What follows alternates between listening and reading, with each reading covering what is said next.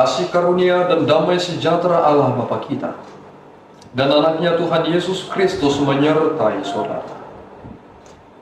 Amin. Shalom, saudaraku yang terkasih di dalam nama Tuhan Yesus Kristus. Senang bisa menyapa saudara di tempat saudara berada hari ini, dalam dimensi yang berbeda tetapi dalam dunia yang sama. Sebagai insan yang diciptakan untuk Tuhan sebelum melakukan rangkaian aktivitas kita pada hari ini, marilah kita mengawalinya dengan mendengarkan firman Tuhan. Shalom, selamat pagi buat kita semua. Pembacaan firman Tuhan yang diambil dari Roma 1 ayat 20 yang berbunyi, sebab apa yang tidak nampak daripadanya, yaitu kekuatannya yang kekal dan keilahiannya, dapat nampak kepada pikiran dari karyanya sejak dunia diciptakan, sehingga mereka tidak dapat berdalih. Demikianlah firman Tuhan. Saudara yang terkasih di dalam nama Tuhan Yesus Kristus, dari seluruh sifat Allah, hal apakah yang paling sering saudara dengarkan dalam khotbah? Ternyata pengkhotbah lebih sering membahas tentang kasih Allah. Itu adalah bagian dari sifat Allah. Padahal sebenarnya Allah itu adalah Allah yang kudus, Allah yang membuka diri, yakni yang mengasihi, dan antara kekudusan dan kasihnya, hal itu tidak boleh dipisahkan. Sehingga ketika kita membahas tentang kasih Allah, kita juga sedang membahas tentang kekudusannya. Hal ini terkadang kita abaikan, sehingga melahirkan suatu tindakan yang mencoba untuk memisahkan yang ini dan yang itu. Dan akibatnya hal itu tidak menjadi sesuai dengan apa yang Tuhan harapkan. Nats kita ini sedang mengingatkan kita bahwasanya sifat-sifat Allah yang tidak nampak, yakni kekuatannya yang kekal dan keilahiannya, dapat nampak dan dipahami dari karyanya sejak dunia diciptakan. Bumi ini adalah yang diciptakan Allah. Ini adalah pasca kondisi. Di dalam bumi kita mengetahui banyak hal. Ada yang menjulang tinggi, kita sebut sebagai gunung. Tetapi ada juga yang dari yang Tuhan ciptakan itu, yang di dalamnya ada sebuah potensi yang bisa menghancurkan, dan kita menyebutnya sebagai gunung Merapi. Hal itu bisa terjadi mengeluarkan erupsi, gunung tersebut bisa meletus. Kita melihat luasnya lautan dan kita mengagumi itu. Ketika ombak bersaut-sautan, kita berkata ini adalah tempat yang terindah bagiku. Tetapi kita disadarkan oleh satu hal, karena pernah suatu peristiwa dari lautan itulah melahirkan bencana.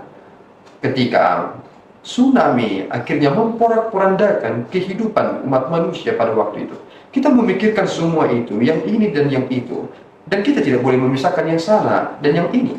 Seluruh itu berada di bawah kendali Allah. Jika Allah ingin menunjukkan siapa dirinya, Allah bisa menggunakan itu semua.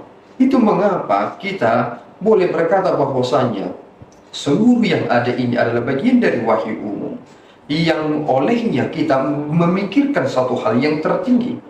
Tetapi kita tidak dapat menjangkau Allah yang transenden itu jika kita tidak sesuai dengan apa yang Tuhan tunjukkan sebagai bentuk atau bagian dari petunjuknya. Dan itulah yang disebut dengan wahyu khusus dalam Kristus. Seluruh ini kita telah miliki di dalam penggenapannya. Dan oleh karena itu saudaraku, apa yang terjadi sehingga nats ini harus mengingatkan kita? Karena ternyata manusia-manusia yang berpikir itu ternyata terbersih dalam pikirannya sesuatu hal yang kotor sekali. Kotor dalam artian apa? Mereka-mereka yang merasa dirinya berhikmat telah menjadi buruk. Mereka menggantikan kemuliaan Allah yang tidak fana dengan gambaran yang mirip dengan manusia yang fana. Burung-burung, binatang-binatang yang berkaki empat, atau binatang-binatang melata.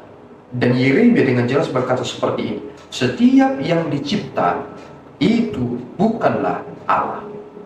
Dan kita menyembah hal yang tidak dicipta, dan itulah Allah kita. Dan Yesus berkata, aku adalah Alfa dan Omega.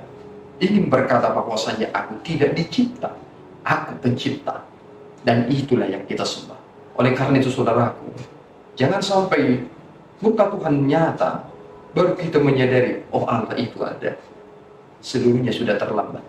Selagi Tuhan telah memberikan kesempatan ini, di sanalah kita menjadi orang yang berhikmat dan tunduk hanya kepadanya. Tuhan Yesus memberkati kita berdoa. Ya Tuhan, kami bersyukur atas berkat-Mu.